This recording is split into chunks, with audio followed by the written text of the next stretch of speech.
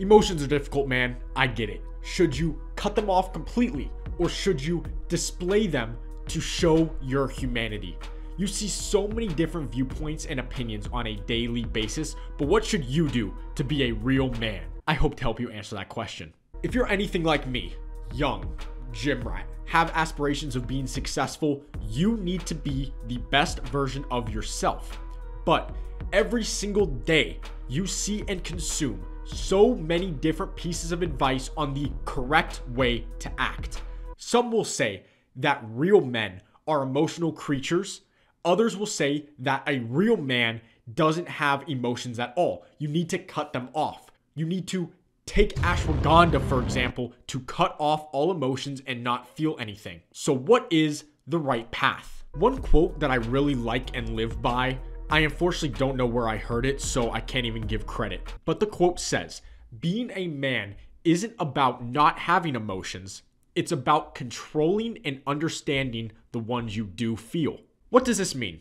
In my perspective, it means that being a man is controlling emotions and using them effectively rather than not having them at your disposal at all. This leads me to stoicism. Being stoic is a popular suggestion that many of your favorite motivational speakers discuss.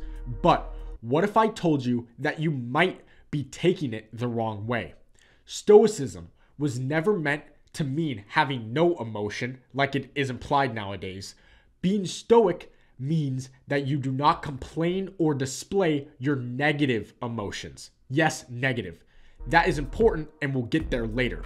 To an extent, what I'm saying is that stoicism as a philosophy has kind of been taken out of context and is transformed into something completely new. Here's a clip from Jordan Peterson that I think is important for us to discuss today. There's a big difference between letting people do something for themselves and saying men should be dangerous. By dangerous, that implies I should be ready to threaten someone, to hurt somebody. No, you should be capable of it, but that doesn't mean you should use it. There's nothing to you otherwise. Like if you're not a formidable force, there's no morality in your self-control. If you're incapable of violence, not being violent isn't a virtue. And the combination of that capacity for danger and the capacity for control is what brings about the virtue. Relate emotions to what he is saying about violence. You should be capable of emotion because controlling it is virtuous.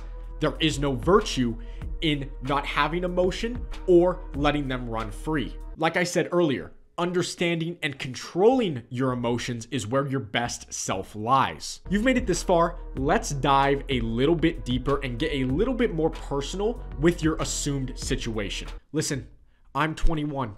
I'm young, just like I'm assuming you, the viewer, are as well. I see the same social media posts. I hear and see almost everything that you do as well. I understand just as well as anyone else that modern culture makes it very tough on men emotionally. Of course, I'm talking about companionship, more specifically, love and feelings from a woman or any romantic partner for that matter. What are you supposed to do? And if you're on the self-development path, hitting the gym, I can almost guarantee that a woman, whether that be a past relationship or a past experience, pushed you onto this path. Be grateful it happened because you are better off being on this path. But what I'm trying to say is this: just because something happened to you in your past doesn't mean you can't work to improve and push past it. It is important to not run from your emotions, but rather comprehend them. You want to be a real man? Men don't run from their problems, they solve them. This is where the popular villain arc comes in. Yes, being in your villain arc is cool. You feel free, you feel powerful, but don't let the darkness consume you. It is much easier to be cold and heartless than it is to be vulnerable. And if you know anything about life, it's that the easy way is rarely the right way. There's a dangerous loop that forms when you get consumed by this negative mentality and energy. At the top, you have the event that occurred that caused you to walk this path. Next, you cut off all of your emotions because you're afraid of getting hurt or being vulnerable again. Now, you can't find anyone to help you reform your thoughts and opinions because you're stuck in your own ways and stuck in your own head. Basically, you're in an echo chamber. Then, you have no one, and you wallow in your self-pity, blaming those that made you this way. Now, you're back at the top of the loop, cut off all emotions because you are afraid of emotions themselves. Keep your empathy, keep your love. Yes, learn from experience and don't make the same mistake twice, but don't allow your villain arc to become your entire story. Don't allow a bad experience, maybe with someone that abused your positive emotions, to turn you into a monster. If you do allow this energy to consume you, you are no better than the person that did it to you in the first place. Lift your chin up, man.